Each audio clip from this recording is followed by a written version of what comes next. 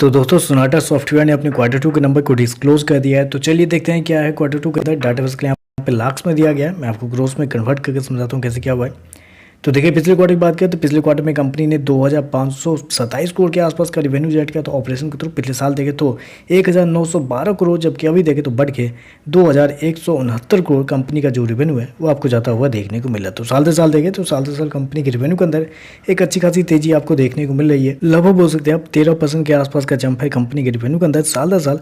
वहीं अगर quarterly base पे जाते हैं तो क्वार्टरली बेस पे कंपनी के रिवेन्यू के अंदर गिरावट भी आपको देखने को मिले। वहाँ देखें तो लगभग बोल सकते हैं आप कि वही 14% के आसपास की गिरावट है। तो कंपनी का रेवेन्यू देखें तो क्वार्टरली बेस पे गिरता हुआ देखने को मिला, लेकिन साल दर साल देखें तो कंपनी के रेवेन्यू के अंदर तेजी आपको देखने को मिल रही है।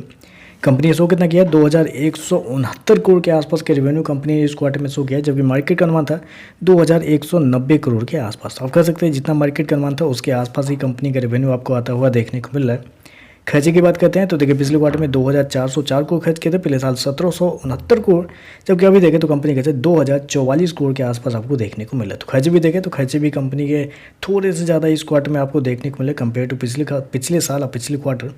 चलिए कंपनी का प्रॉफिट क्या निकलता है वो देख लेते हैं। तो देखिए पिछले क्वार्टर की बात करें तो पिछले क्वार्टर में कंपनी 105 करोड़ के प्रॉफिट में थी, पिछले साल 124 करोड़ के आसपास, जबकि अभी देखें तो गिर के मात्र 106 करोड़ कंपनी के जो प्रॉफिट है वो आपको जाता हुआ देखने को मिल रहा है। तो साल दर साल जाते हैं तो साल दर साल कंपनी के प्रॉफिट के अंदर भी एक अच्छी खासी गिरावट आपको देखने को मिली। लगभग बोल सकते हैं 16 से 17% के आसपास की गिरावट है कंपनी के प्रॉफिट के अंदर। वहीं अगर क्वार्टरली बेस पे जाते हैं तो क्वार्टरली बेस पे कंपनी का प्रॉफिट ऑलमोस्ट फ्लैट आपको देखने को, जबकि कंपनी का रिवेन्यू गिरता हुआ देखने को मिला क्वार्टर कंपनी के रेवेन्यू के अंदर।